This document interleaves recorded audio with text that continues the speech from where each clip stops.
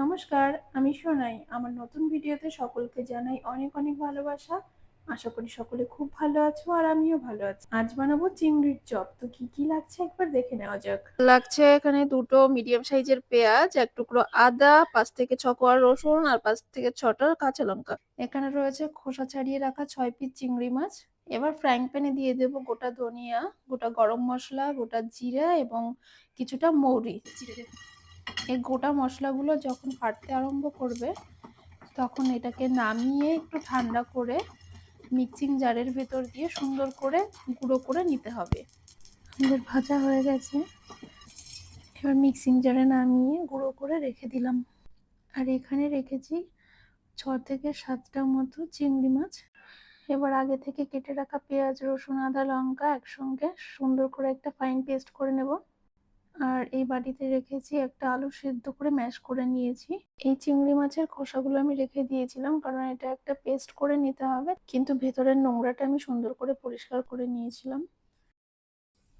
এবার গ্যাসে ফ্রাইং প্যানটা বসিয়ে দিলাম আর এর মধ্যে দিয়ে দিলাম সর্ষের তেল। এই রান্নাটা সর্ষের তেলে করলেই বেশি ভালো লাগবে যেহেতু এটা একটা চপ হবে।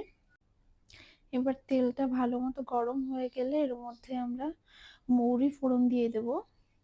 সুন্দর করে নাড়িয়ে নিলাম। এবার এর মধ্যে দিয়ে দিলাম ওই আদা, রসুন, কাঁচা লঙ্কার যে পেস্ট, সেই পেস্টটা আমরা ঢেলে দিলাম। ঢেলে সুন্দর করে এটাকে কষাতে হবে, কষাতে থাকতে হবে এটাকে যতক্ষণ না এর থেকে কাঁচা স্মেলটা চলে যাচ্ছে ততক্ষণ আমরা এটাকে ভালো করে সুন্দর করে কষিয়ে নেব। এবং এর মধ্যে এখন কিছুটা লবণ দিয়ে দেব, স্বাদ মতো নুন আমরা অ্যাড করে দেব। আবারও সুন্দর করে এটাকে নাড়িয়ে নিতে হবে এবং এর মধ্যে এই পর্যায়ে আমরা দিয়ে দিচ্ছি কিছুটা হলুদ। এবারে দিয়ে দেব কিছুটা জিরের গুঁড়ো। আমি রান্নাটা কিছুটা কম তেলেই করতে ভালোবাসি, তো তোমরা যদি চাও এখানে আরো বেশি তেল দিয়ে করতে পারো, সেটা খেতে আরো বেশি টেস্টি হবে। তো এই যে আমরা সুন্দর করে কষিয়ে নিয়েছি, এবার এর মধ্যে আমরা অ্যাড করছি ফিশ ফ্রাই মশলা আর দিয়ে দিলাম কিছুটা লাল লঙ্কার গুঁড়ো, কাশ্মীরি লঙ্কার গুঁড়ো দিয়ে দিলাম। আমার কাছে লাল লঙ্কা গুঁড়ো ছিল না তাই আমি কাশ্মীরি লঙ্কার গুঁড়োটা দিলাম যাতে একটু কালারটা সুন্দর হয়।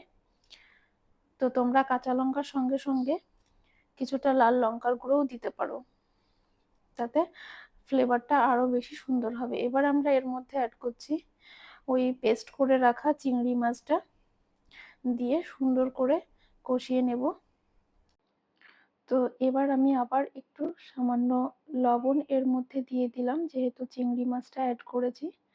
আর চিংড়ি মাছের বাটি ধোয়া জলটা এর ভেতর দিয়ে দিলাম, তার কারণ একটু লেগে লেগে যাচ্ছিল, ওই কারণে আমি একটু জল দিয়ে সুন্দর করে জিনিসটাকে কষিয়ে নিলাম যাতে ভালোভাবে সেদ্ধও হয়ে যায়। আর এর মধ্যে দিয়ে দিলাম ওই ভেজে গুঁড়ো করে রাখা মশলাটা। এবার দিয়ে দিচ্ছি এর মধ্যে ম্যাশ করে রাখা একটা আলু, দিয়ে এটাকে ভালো করে নাড়িয়ে চাড়িয়ে মিশিয়ে নিতে হবে। তবে সেদ্ধ করা ম্যাশ করা যে আলুটা আমি দিলাম এটা যেন বেশি সেদ্ধ না হয়ে যায়, তাহলে কিন্তু সেক্ষেত্রে বেশি একটা ভালো হবে না। পুরটা যেটা তোমরা করবে সেক্ষেত্রে জিনিসটা খেতে অতটা টেস্টি হবে না। তাই আলুটা যেন খুব বেশি সেদ্ধ না হয়। লাস্টে আমরা এর সঙ্গে অ্যাড করে দিচ্ছি ধনিয়া পাতা কুচি। তো এই যে আমাদের পুর এখন রেডি হয়ে গেছে। এবার একটা বাটিতে আমি দুটো ডিম ভেঙে নিলাম, ডিমটাকে সুন্দর করে ফেটিয়ে নিতে হবে। এর মধ্যে একটু লবণ আর গোলমরিচের গুঁড়ো অ্যাড করে নেবে তোমরা, আমি যদিও বা দেখাতে পারলাম না। এবার হাতের মধ্যে কিছুটা পুর নিয়ে এইভাবে আমি গোল করে নেব।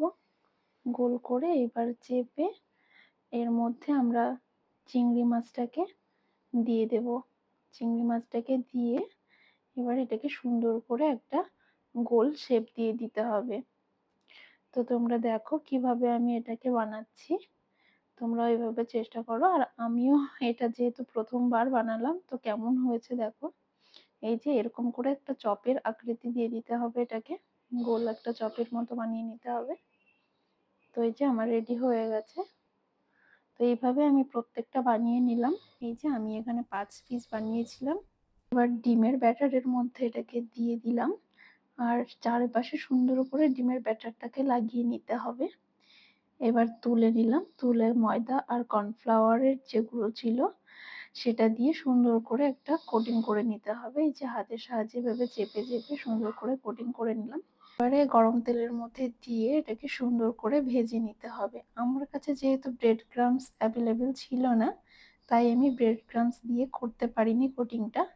তো তোমরা কিন্তু অবশ্যই ব্রেড ক্রাম্বস ব্যবহার করতে পারো, সেক্ষেত্রে এটাকে খেতে আরো সুন্দর হবে এবং দেখতেও খুব সুন্দর হবে। তো দেখো আমার হয়ে গেছে, কেমন লাগলো জানিও। ভিডিওটা ভালো লাগলে অবশ্যই একটা লাইক, কমেন্ট এবং শেয়ার করে দিও।